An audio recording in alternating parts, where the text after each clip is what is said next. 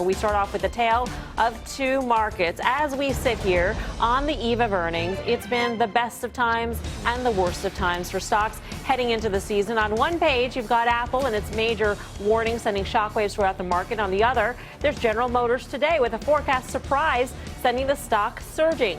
So which one is the true tale in the market? Is this earnings season going to be a wreck or a refresh for investors? Guy. Two questions there. Yes. Answer to the first question would be, I think Apple's more of a tell in terms of consumer. Listen, General Motors guide higher is interesting, but if you go back to their Halloween earnings report, which was their third quarter, that was a quarter, in my opinion, to buy the stock. I think the stock was probably trading around 33.5, 34 at the time. It's rallied since. This guidance makes EPS growth year over year probably flatter, so valuation's compelling, but I don't think that's a tell in terms of the consumer. The real tell, I think, is Apple and their inelasticity in pricing. And in terms of earnings, you know, earnings are the mother's milk of the market. I've heard Larry Kudlow say that. Exactly. Well, I'm going to tell you what it doesn't mean. It means you better be looking for another cow, because this earnings season ain't going to go all that well.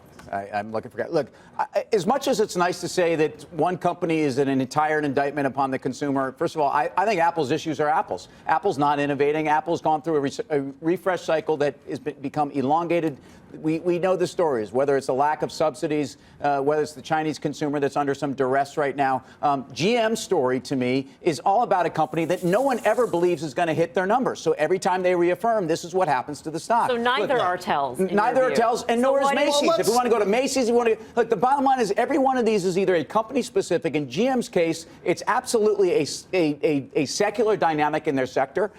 In Apple's case, I think it's company specific. So I don't know. I look at the transports. I look at FedEx telling you things are weak. I look at the airlines warning. To me, those are economy wide. You know, maybe you can make an argument about Apple. You can make an argument about GM. I know Yeti came out with some great earnings after the close. Or Yeti? Yeti. Yeah, the like big the expensive coolers. Well, right, but you would think if a big expensive cooler is probably the last thing you buy if you don't have any scratch in the bank. So people have some scratch. But if you look at the economy wide, FedEx, airlines, to me, tell me things aren't going to look good next week. Do you have a Yeti, BK? I do, in fact.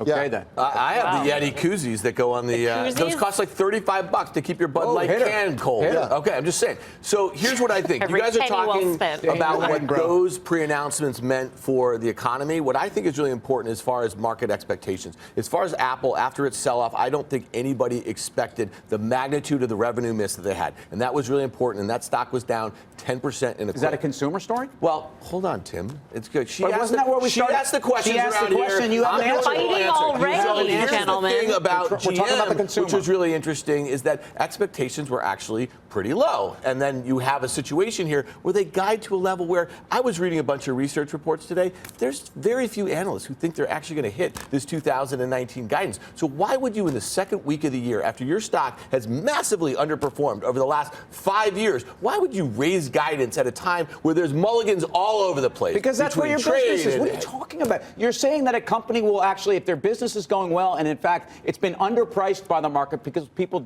look at the auto sector, they say peak autos, and you've been outlining this dynamic for a long time. The bottom line is this company is very, very cheap. So what did for they guide U.S. autos to? 17 points. million? So it's been give or take like 50 cars around 17 million for years, and they've not been able to do it increasingly more profitable. They have very little visibility. Look at the gaps for the last few years. I'm not going to tell you that the stock has done well. We've split them up. I'm not going to tell you that the stock has outperformed and that it's re-rating. Bottom line here is that the auto sector for the last 2 years has been approved to me, and every time GM over the last 3 quarters has had a chance to reaffirm numbers, they have. And the stock has and then investors sell it.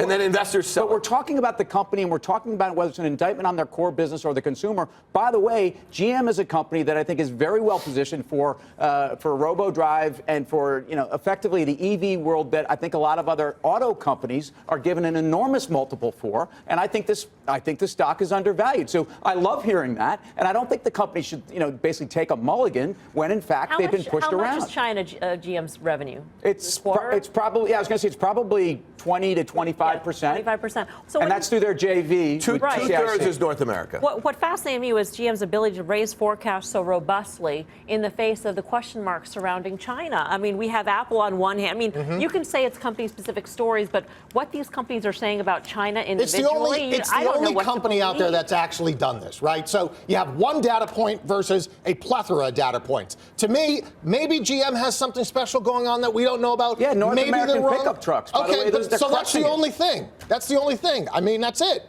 That's all they got. Look, what's going on in the auto industry, again, is structural. You have basically supply that's coming offline that's inefficient. You've got European production that's flailing. But that's not a tell on the market. That's an individual thing. What? That's an individual thing, specific to GM or at least the auto industry. It's not a tell against the market. Can we separate this conversation then? Okay, you think it's a GM-specific story. You think Apple's a tell in terms of the earnings picture. What is a tell in your? Are you expecting earnings to be disappointing or not? From the broader market. Yeah, for the broader market.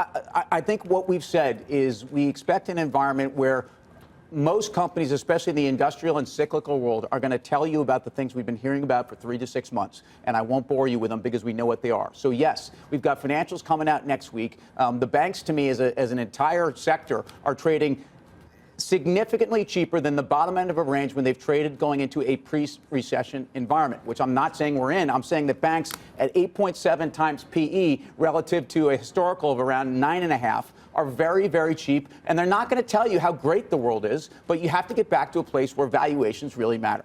I'm not suggesting, by the way, that anybody in the desk has done this, but all the way up in Apple, when Apple kept raising their prices, we pointed to people would point to the health of the consumer in the United States and globally. They're willing to pay for it. Willing to pay for it. So if we make that argument, now you can't then just say, well, it's got to speak to the health of the consumer, or maybe their inability to continue to move forward on the price curve. So I do think it's a tell on the consumer. And in terms of earnings, I do think it's shocking to me that the market is resilient as it is, given some of the warnings we've heard and the fact that the S&P is up 10.5% or 11% now since Christmas Eve. That, to me, is really interesting. Maybe it's a huge setup to sell it into earnings over the next couple of weeks. Yeah, I mean, listen, I said this. We were on the desk on January 2nd when Apple dropped that bomb. And I said this is the best possible scenario, especially after the volatility that we saw in December, if you had a bunch of companies come out and just take down 2019 guidance. And this is what Chris Harvey said last night on the desk also. That's the best possible scenario, low expectations. That's the issue I have with GM. If you look back over the last few years,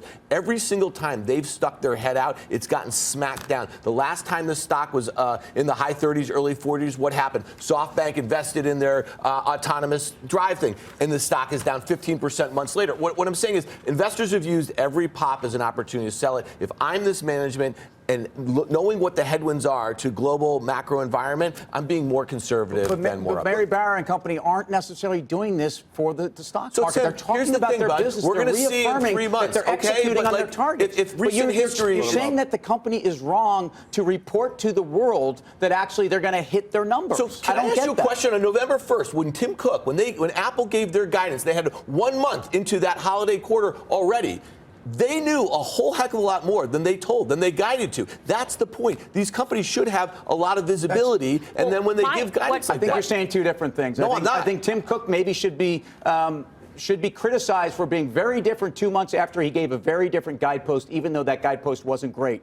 I think in GM's case, no one believes that this company is able to exist, first of all, in a new world where you've got electric vehicles and also a world where, frankly, labor costs have gone through the roof, and these guys are being forced to play in an environment where they can't close certain non-competitive production. I think the company should be applauded. I think GM's doing everything they're supposed to. I think you raise a good point about Tim Cook and the guidance that he gave, at the end of November versus the very beginning of January. 60 days. It was a very, very different story. But we've heard it from every company, though. But that's my concern, because the companies that have warned, they cited December as being something happened in December where people stopped spending in December. And so for the companies that have not yet pre-announced, you wonder, did they also see that switch turn off? I think you have to worry about that, and I also have to think you have to worry about the magnitude of the misses like Apple did. Particularly, the setup for the market going into earnings is not really great in the short term. We've had a massive rally up to 2,600 on the S&P, right? Anticipating that some of the bad news is out there. Now all of a sudden you get magnitudes of earnings warnings. That could be a problem. So I just want to make one point. When you think about this, we still have steel tariffs with Canada. You know, NAFTA 2.0 has not been ratified. They still exist. So we have the China trade issues. We know that steel costs are greater than expected. Look, you think about all these headwinds. We have almost 1 million federal workers that are furloughed. These are probably people who like to buy trucks, you know, that sort of thing. So what I'm saying is, it's like, listen, this company's going to report on February 6th. And I guarantee you that it's going to be a very different report than what we saw today and a very different reaction. I don't really understand why a company reaffirming their numbers should be ridiculed because they're not tanking it. This is what I don't understand about this conversation. I think Melissa brought it back to, is the consumer, did something break down in mid-December when we hear this from Apple? It's not just the consumer. By the way, look at FedEx. It's exactly what Nathan's told us, too. Story. They said they came smoking out of the gates for the holiday season, then somewhere by mid-December, something really petered out. And I do think that confidence was shaken. On the back of the stock market, which is backs up sort of the argument I've been trying to make. Does the stock market cause people's spending patterns? Negative wealth effect. You and your French tie.